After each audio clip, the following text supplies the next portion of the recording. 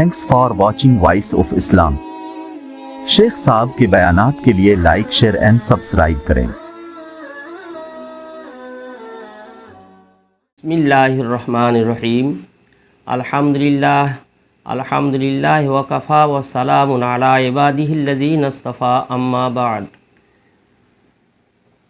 শুধু ভাই সকল, আজ আপনাদের সম্মুখে কালামুল্লাহর কথা, কালামুল্লাহর গুরুত্ব, কালামুল্লাহর ফজিলত, কালামুল্লাহ আমাদের জীবনের কতটা প্রয়োজন সেই সম্পর্কে কয়েকটি কথা বলবো ইনশাআল্লাহ সুম্মা ইনশাআল্লাহ। আমি খুব লক্ষ্য করে দেখলাম আমাদের সমাজে, বিশেষ করে বাঙালি, শতকরা 95% বাঙালি আমরা কোরআন পাক শুদ্ধ করে পড়তে পারি না। তার অর্থ জানা অনেক দূরের ব্যাপার। আর এই যে 5% যেটা আমরা আছি শতকরা, তারা যা আলহামদুলিল্লাহ আলেম ওলামা বা যারা কোরআন নিয়ে গবেষণা করে, কোরআন জানার ইচ্ছা তার অন্তরে একবার ভরে আছে, তাদের খানিকটা বুঝি যে আলহামদুলিল্লাহ তারা আল্লাহ পাক তাবারক তাআলা কালামুল্লাহর মধ্যে কী বলেছেন অন্তত জানার চেষ্টা করছেন বা জানছেন। কিন্তু আপামর জনগণ যে আমরা পড়ে আছি, এটা আমাদের ভালো করে লক্ষ্য করা দরকার যে বিনা কোরআনে নামাজ হবে না। আল্লাহ পাক তাবারক তাআলা কাছে সব থেকে বড় ইবাদত, সব থেকে বড় আমাল হলো নামাজ, সলাত। বুনিয়াল ইসলাম আলা খমসিন, ইসলামের যে ভিত্তি, ইসলামের যে স্তম্ভ, সেটা 5টার উপরে নির্ভর করছে। তার মধ্যে 1 নম্বর মেন যেটা আছে সে কালেমা, অর্থাৎ ইয়াকিন, ঈমান, সেটা ভেতরের ব্যাপার। আর 4টে যে বাহ্যিক, তার মধ্যে প্রথম নম্বর হলো নামাজ, সলাত, আকিমিস সলাত, নামাজ প্রতিষ্ঠা করা, নামাজ কায়েম করা। এখন এই নামাজ বিনা কোরআনে নামাজ হবে না, কোরআন ছাড়া নামাজ শুদ্ধ হবে না। এই কারণেই কোরআন শরীফকে বলা হচ্ছে কালামুল্লাহ, আল্লাহ পাকের কালাম, আল্লাহ পাকের কথা, আল্লাহ পাকের বাণী। আর নামাজ এত মূল্যবান তার হওয়ার একমাত্র কারণ হলো নামাজের মধ্যে কোরআন আছে। কোরআন ছাড়া নামাজ হবে না। তো বস্তুর মূল্যায়ন করা হয় বস্তুর মধ্যে যা জিনিস থাকে সেই দিকে লক্ষ্য করে। যদি উদাহরণস্বরূপ বলতে পারি, 3টে ভাঁড় নেওয়া হলো, 1 টাকা দামে 3টে ভাঁড়, 1 টাকা একটা ভাঁড়, আর একটা মাটির ভাঁড় 1 টাকা, আর একটা মাটির ভাঁড় 1 টাকা। 3টে মাটির ভাঁড়ের দাম সমান। এইবারে তার মধ্যে যা ভরবো সেই দিকে লক্ষ্য করে ওই বস্তুর মূল্যায়ন করা হবে, ভাঁড়ের মূল্যায়ন করা হবে। একটা প্রথম ভাঁড়টার মধ্যে যদি আমি 1 মুঠো চাল রেখে দিয়ে সেটা সিল করে দিলাম। দ্বিতীয় ভাঁড়টার মধ্যে আমি বেশ মার্কিন ডলার 100 মার্কিন ডলার ভরে রেখে সিল করে দিয়েছি। আর তৃতীয় ভাঁড়টার মধ্যে আমি 2 ভরি সোনা নিয়ে রেখে সিল করে দিয়েছি। দেওয়ার পরে এইবারে এই ভাঁড়টাকে দেওয়া হলো 1 নম্বর গিনি সোনা, 24 ক্যারেট হলমার্কা সোনা। আর এটা মার্কিন ডলার 100টা বা পাউন্ড। আর এই প্রথম ভাঁড়টা চাল, বিশুদ্ধ চাল। এখন এই ভাঁড়টার 1 টাকা দাম আর থাকবে না। যদি 1 মুঠো চাল আছে অন্তত, তাহলে সেখানে হয়তো 2 টাকা বা 3 টাকা বা 4 টাকা 5 টাকা দাম বেশি হবে। আর দ্বিতীয় ভাঁড়টা অনেকটা মূল্য, যেহেতু আমাদের 1 টাকা, তাদের 1 টাকা আর আমাদের অনেক টাকা, কম করে 80 টাকা, 100 টাকা, তাহলে অনেক টাকা। এই 1 টাকার দাম থাকলো না। আর ওই 2 ভরি সোনাটা ওর অনেক দাম হয়ে গেছে, প্রায় 2 লক্ষ টাকার দাম হয়ে যাচ্ছে। বস্তুটা সেই এই 1 টাকার ভাঁড়, 1 টাকার ভাঁড়, 1 টাকার ভাঁড় ছিল, কিন্তু এখন ওই বস্তুর মধ্যেকার জিনিসের কারণেই ওই ভাঁড়েরটার দাম কম বেশি হয়ে গেল। তাই ঠিক আমরা প্রত্যেকেই মানুষ, আল্লাহ তাআলা আমাদের সৃষ্টি করেছেন মাথার চুল থেকে নিয়ে পায়ের নখ পর্যন্ত। আমি আবুল কালাম, আমার যা কিছু আল্লাহ পাক দান করেছেন, একজন অন্য মানুষকে আল্লাহ পাক সেই তাই দান করেছেন। আরেকজন অন্য মানুষকে আল্লাহ তাই দান করেছেন। কিন্তু এই 3 জন মানুষের মধ্যে আমাদের মধ্যে পার্থক্য হয়ে যায়, কারণ তার ভেতরকার বস্তু কি আছে তাই নিয়ে নির্ণয়। একটা বেধর্মী, একটা স্বধর্মী, আর একটা হলো এই নাস্তিক। 3 জনকে তো জি, নাস্তিকের অবস্থাটা তার ভেতরে কিছুই নেই, আর একটা বেধর্মী সে আরও সর্বনাশী অন্যরকম, আর একটা স্বধর্মী ধর্মীয় মানুষ, তার ভিতরে ঈমান আছে, তার কারণ তার দাম অনেক বেড়ে গেল। এই জন্য নামাজের দামটা এত হওয়ার কারণ হলো এইটাই যে নামাজের মধ্যে কোরআন শরীফ আছে, কালামুল্লাহ আছে। পরিষ্কার হাদিস পাকে এসছে, লা সলাতা বিফাতিহাতিল কিতাব, সূরা ফাতিহা অর্থাৎ কোরআন শরীফের একটা সূরা, সেই সূরা ছাড়া নামাজ হবে না, কোরআন ছাড়া নামাজ হবে না। বলা বাহুল্য এইটাই যে কোরআন শরীফে আমাদের জানতেই হবে। আর কোরআন শিক্ষা করা, কোরআন জানার সম্পর্কে আল্লাহ রসুল সাল্লাল্লাহু আলাইহি সাল্লাম পরিষ্কার হাদিস পাকের মধ্যে বলছেন, হে জগৎবাসী শোনো, তোমরা যে যে শ্রেণীর মানুষ হও না কেন, তোমাদের মধ্যে সবথেকে উত্তম কে? প্রত্যেকেই দাবি করি আমরাই সব থেকে ভালো। প্রত্যেক জাত, প্রত্যেক কম, প্রত্যেক গোষ্ঠী, প্রত্যেক ব্যক্তি দাবিদার হতে পারে যে আমি সব থেকে শ্রেষ্ঠ, আমি সব থেকে শ্রেষ্ঠ। নবী আকরাম সাল্লাল্লাহু আলাইহি সাল্লাম কোষ্ঠী পাথরে যাচাই করে ফায়সালা করে দিয়ে গেছেন। আল্লাহ রসুল সাল্লাল্লাহু আলাইহি সাল্লাম বলছেন, খায়রুকুম মান তাআল্লামাল কুরআনা ওয়া আল্লামাহ।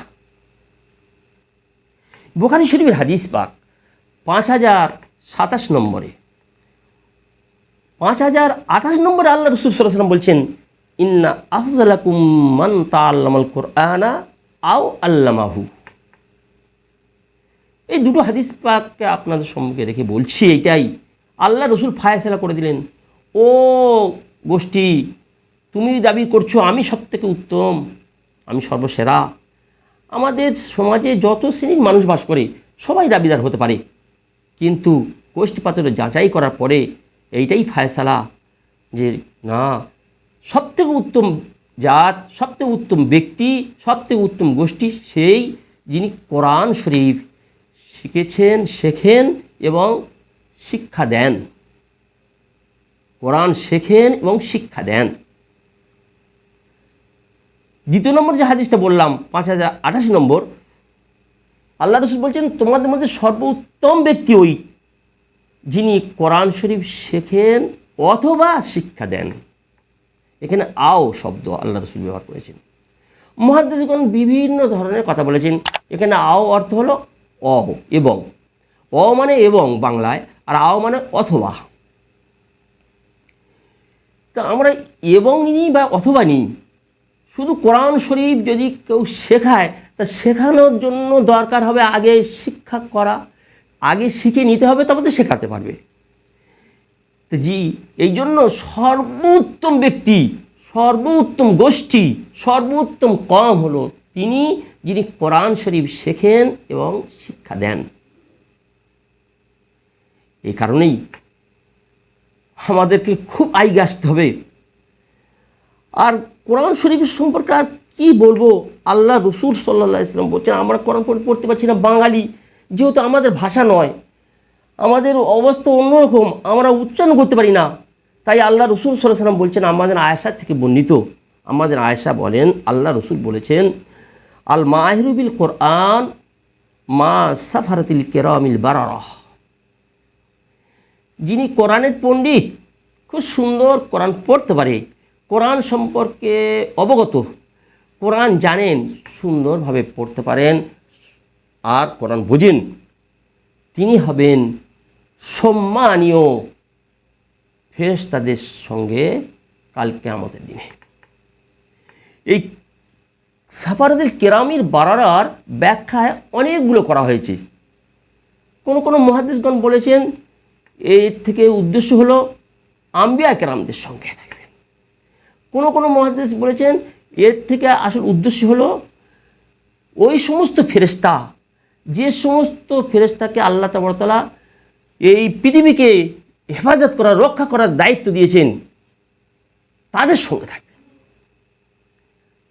আর একটা ব্যাখ্যায় বলা হয়েছে ওই সমস্ত ফেরেশতা, যে সমস্ত ফেরেশতা বান্দার সমস্ত আমালগুলো লেখেন, সেই ফেরেশতার সঙ্গে থাকবে, ইত্যাদি ইত্যাদি।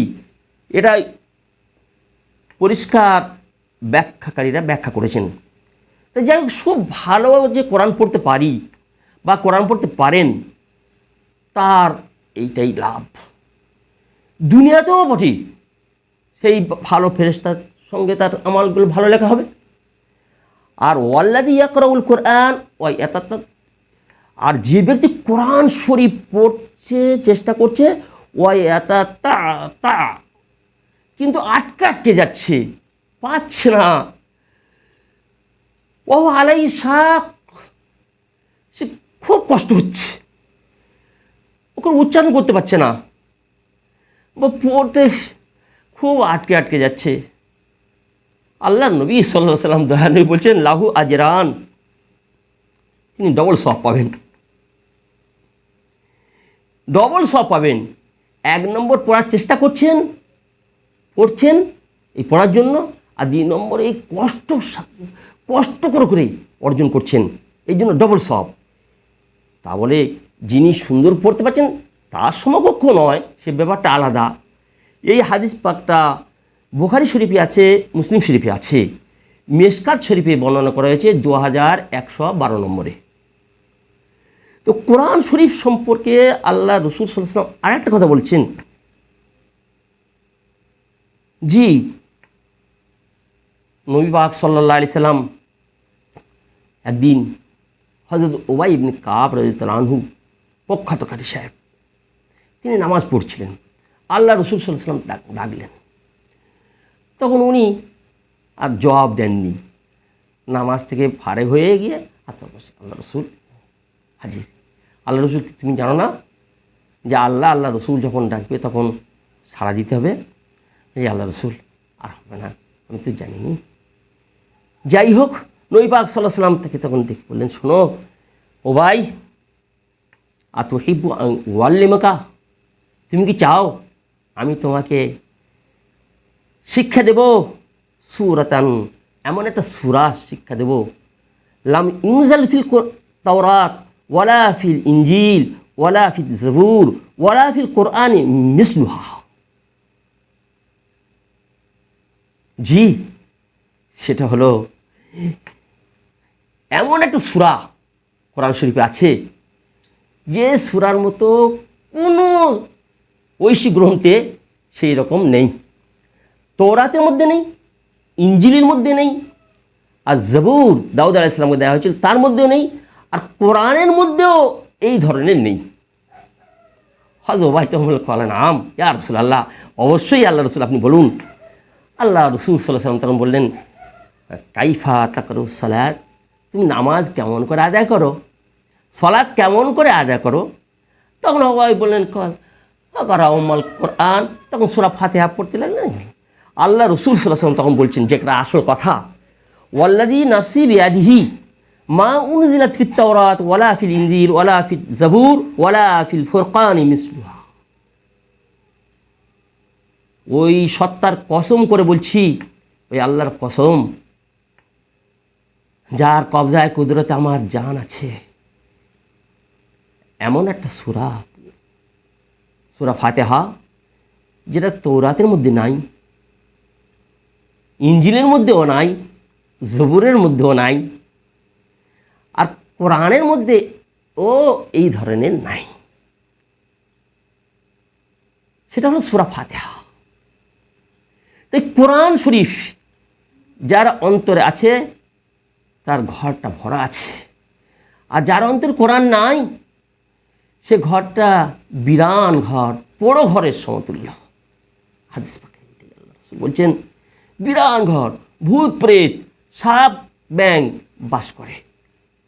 জি, এই কোরআন শরীফ, আল্লাহু আকবার। কোরআন, কোরআন কি বস্তু? সর্বোপরি কথা হলো এইটাই, বিনা কোরআনে নামাজ হবে না। আর নামাজের এত মূল্য একমাত্র কারণ হলো নামাজের মধ্যে কোরআন আছে।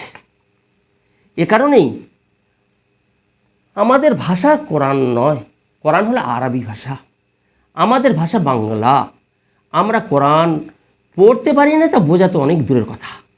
এই কারণেই আমি আপনাদের সম্মুখে এইটাই সিদ্ধান্ত নিয়েছি, এসো কোরআন শিখি ও বুঝি।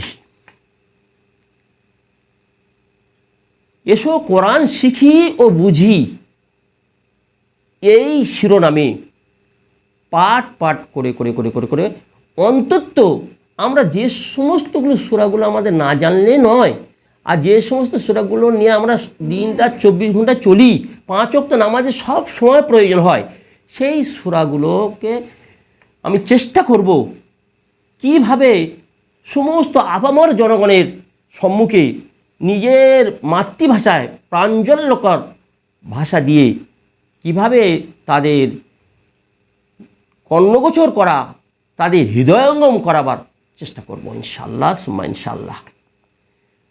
প্রথমেই শুরু করা হবে, আর শুরু করব ইনশাআল্লাহ সূরা ফাতিহা দিয়ে। সূরা ফাতিহার এই তরজমা, অর্থাৎ তার অর্থ, তার উদ্দেশ্য, তাই থেকে কি পাই, ছোট ছোট কথা, বিস্তারিত এমন কিছু হবে না ইনশাআল্লাহ। তাই আপনাদের কাছে খুব করজোড়ে নিবেদন, আপনারা আমার এই ভিডিওটাকে মোটেই কেটে কেটে দেখবেন না, ধারাবাহিকভাবে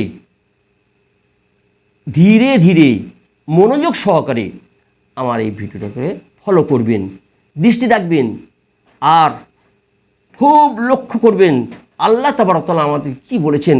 যদি আমরা বাঙালি, আমরা সাধারণ নামাজি, আলহামদুলিল্লাহ, আগের থেকে এখন নামাজি ভাই খুব বেড়ে গেছে, আল্লাহ শুকর এটা, কিন্তু আমরা কোরআন জানি না। কোরআন পড়া, তার সাথে সাথে কোরআনের অর্থ অন্তত জানা। অনেকেই এখন কোরআন পড়া শিখে ফেলছে আলহামদুলিল্লাহ, মক্তবখানা থেকে অনেক শিক্ষিতা, অনেক শিক্ষিত ভাই বোনেরা তারা আমার কাছে ফোনে ফোনে কোরআন পড়ে নিচ্ছে, আবার অনেক জায়গা থেকে জেনে নিচ্ছে, জেনে নিয়ে যে বাংলা কোরআনের নুরানি কায়দা লেখা হয়েছে, সেই তাই দিয়ে অন্তত ক্লাস 4 পর্যন্ত পড়নেওয়ালা, যারা শিক্ষিত বেশি হতে হবে না, এতটুকু শিক্ষিত, তারা অন্তত ফলো করে আলহামদুলিল্লাহ কোরআন শরীফ পড়তে পারছে। কিন্তু কোরআন শরীফের মধ্যে কি আছে, অন্তত যে কটা সূরা পড়ে আমরা নামাজ পড়ি, সেই কটা সূরার অন্তত যদি আমরা বাংলা মানেটা জানতে পারি, তাহলে আমাদের নামাজটা কেমন হয় বুঝতে পারছেন।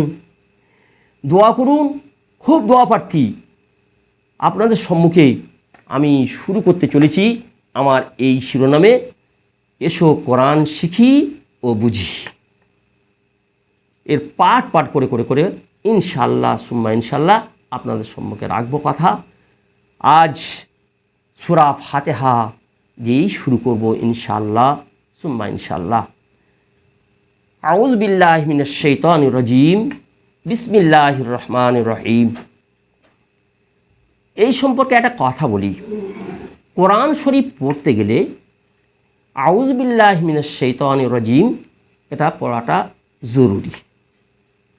আল্লাহ পাক কোরআন শরীফের মধ্যে বলেছেন নিজেই, ওয়াইদা করাআতাল কোরআনা, যখন তোমরা কোরআন শরীফ পাঠ করবে, কোরআন শরীফ পড়বে, ফাস্তাইজ বিল্লাহি মিনাশ শাইতানির রাজিম, তোমরা তখন আউযু বিল্লাহি মিনাশ শাইতানির রাজিম পড়বে।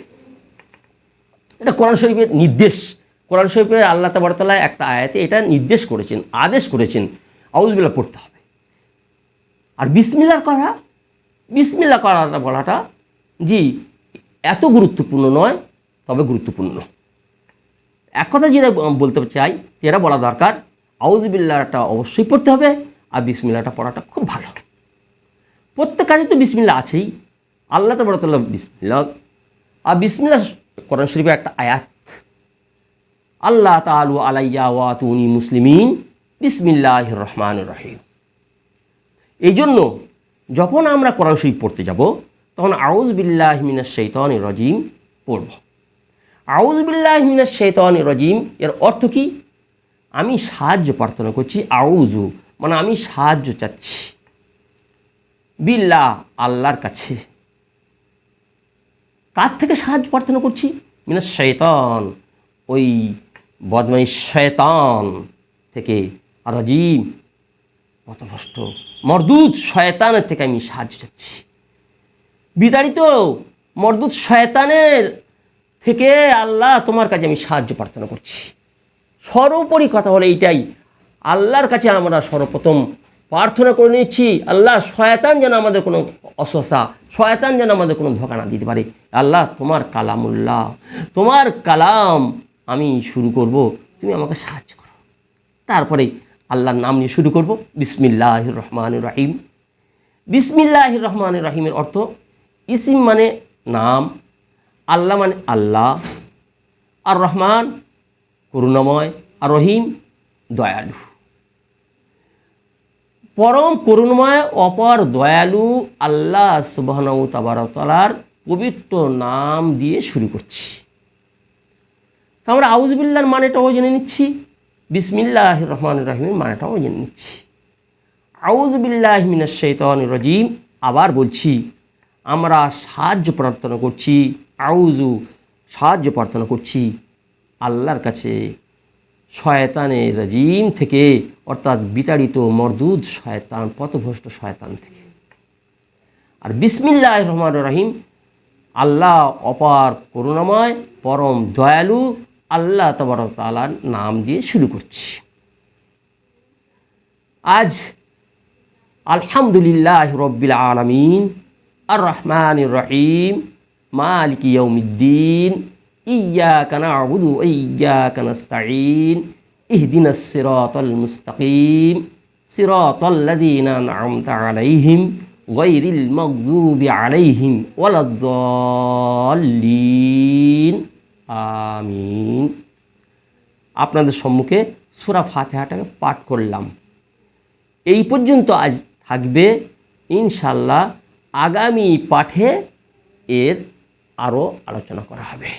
আল্লাহ তাবারক তাআলা আপনাদেরকে, আমাদেরকে, প্রত্যেক মুসলমান ভাই বোন ছোট বড় সবার কাছে আহ্বান করছি, আল্লাহর কাছে দোয়া চাচ্ছি, আল্লাহ আমাদের প্রত্যেককেই আল্লাহর কালামকে শিক্ষা করার, আর তার কি অর্থ আর তিনি কি বলেছেন সেইগুলোকে জানবার তৌফিক দান করুন।